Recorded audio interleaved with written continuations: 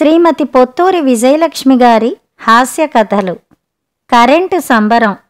మా చిన్నతనంలో కరెంటు ఉండేది కాదు మా ఊళ్ళో. హాల్లో లాంతరు ఇనప కుక్కేనికి తగిలించేవారు. వంటింట్లోనూ పడక గదిలోనూ లాంతర్లు, మిగిలిన చోట కోడిగుడ్డు దీపాలు. చేత్తో పుచ్చుకొని తిరిగేందుకు 2 చిన్న లాంతర్లుండేవి.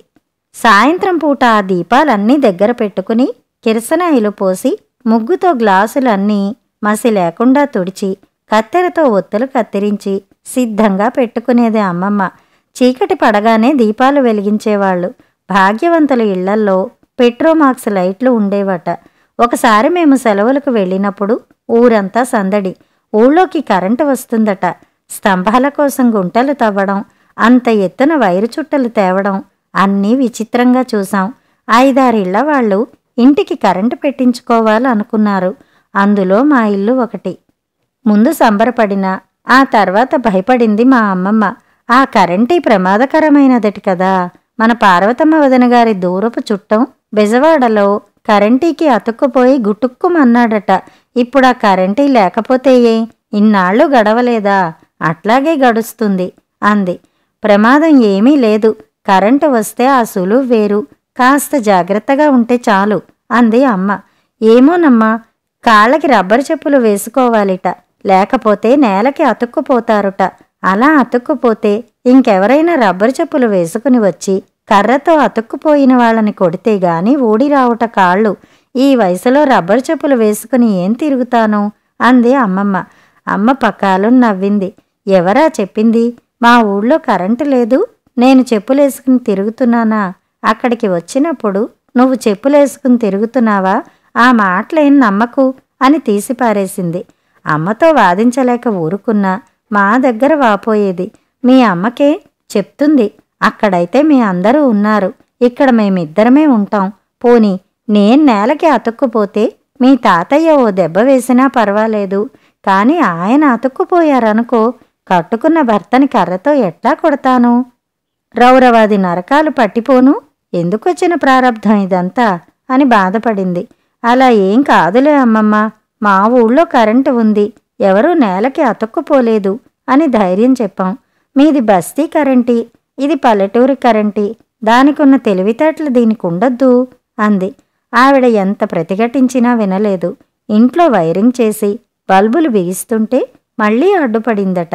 అంటే అన్నానంటారు, అంత ఎత్తున దీపాలు పెడితే నేను ముగ్గు పెట్టి ఎట్లా తుడుచుకుంటాను? కాస్త నేలబారికి బిగించండి అందిట. వాళ్ళు నవ్వేసి, ఈ దీపాలు రోజూ తుడవక్కర్లేదమ్మా, మసి ఉండదు కదా అన్నారుట. ఎలాగైతేనే కరెంటు వచ్చేసింది. ఆ శుభ సందర్భంలో మేమంతా వెళ్ళాం. తాతగారు సంబరంగా ఉన్నారు గాని అమ్మమ్మకి 1,00,000 సందేహాలు. అమ్మ సమాధానాలు. ఒక్కొక్క చోట ఒకటే మీట పెడితే సరిపోయేది, ఇక్కడ 3 మీటలు పెట్టారు. ఒకటి వంటగదిలోకి, రెండోది భోజనాల గదిలోకి, మూడోది దొడ్లోకట. ఒకటి వెయ్యబోయి ఇంకోటి వేస్తే ప్రమాదం కాదా? ఏమీ కాదు, అది ఆర్పేసి ఇంకోటి వెయ్యాలి. సరే, కరెంటీ దీపం ఉండగా లాంతరు వాడితే కరెంటీ దీపానికి కోపం వస్తుందా? కోపం రావడానికి, తాపం రావడానికి అదేమైనా మనిషా? అయినా కరెంటు దీపం ఉండగా మళ్లీ లాంతరెందుకు? అలా ఎన్నో అనుమానాలు. ఆ తర్వాత కొన్నాళ్లకి మళ్లీ వెళ్ళాం. నేను చదువుకోని దాన్నని, ఏమీ తెలియని దాన్నని తాటాకులు కట్టేస్తారు. కరెంటీకి కోపం ఎందుకొస్తుంది అంది మీ అమ్మ. ఆ కరెంటీకి ఉన్నంత చుపనాతితనం ఇంకెవరికీ ఉండదు. మామూలప్పుడు పుచ్చ పువ్వుల్లా వెలుగుతాయి ఆ దీపాలు. మొన్న మధ్య గోవిందరాజు వాళ్ళు మన ఇంటికొచ్చినప్పుడు ఠపీమని ఆరిపోయాయి. అదేమిటంటే కరెంటీ పోయిందట. అట్లా పరాయి వాళ్ళు వచ్చినప్పుడు పోవడం మర్యాదేనా? ఆనక అంతా అయిపోయి వాళ్ళు వెళ్ళాక తీరిగ్గా వచ్చింది. నాకీ కరెంటీ పద్ధతేం నచ్చటం లేదు. నయానా భయానా చెప్పమంటే మీ తాతయ్య వినరు అని చెప్పుకుని బాధపడింది. ముందర కొంచెం అస్తవ్యస్త పడినా తర్వాత కరెంటు దీపాలు చూసి మురిసిపోయింది అమ్మమ్మ. గాలికి అల్లల్లాడవు, మసిబారిపోవు, బ్రహ్మముడి వేసుకున్నట్లు వెంట తీసుకుపోనక్కర్లేదు. చక్కగా పొందికగా ఉన్న చోటే ఉండి పుచ్చ పువ్వుల్లా మెరిసిపోతాయి అని సంబరాలు పడేది. కరెంటు వచ్చాక ఆవిడ హోదా కూడా పెరిగింది. పక్కింటి రాఘవమ్మ గారు దొడ్డిగోడ నుంచి కేకేసి, వదినా, ఇంట్లో గాలి ఆడడం లేదు, పిల్లవెధవులకి దొడ్లో అన్నం పెడతాను, కాస్త మీ లైటు వెలిగిస్తావా అని అడిగేది.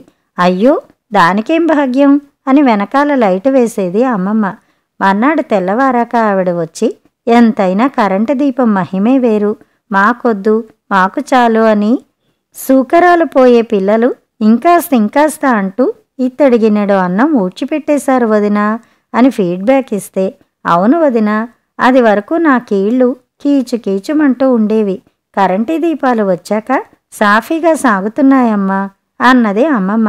ఈ విషయం విని అపోజిషన్ పార్టీలోని జగన్నాథ్ గారి భార్య మంచినీళ్ల బావి దగ్గర ఎద్దేవా చేసిందట. మరీ బడాయి కాకపోతేనో కరెంటు దీపంతో కాళ్ళనొప్పులు కీళ్ళనొప్పులు తగ్గుతాయా అందిట. అది తెలుసుకుని ముక్కాని ఆవదం దీపాల వాళ్ళు కూడా కరెంటీ గురించి మాట్లాడుతుంటే ఏం చెప్తాం, దమ్ముంటే 100 రూపాయలు పెట్టి ఇంట్లోకి కరెంటీ పెట్టించుకుని నెల తిరిగేసరికి 3/3 కరెంటీ ఖర్చు కట్టమని తెలుస్తుంది. సత్తా ఏమిటో.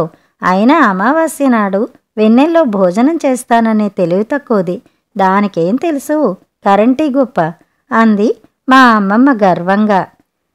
కథ సమాప్తం.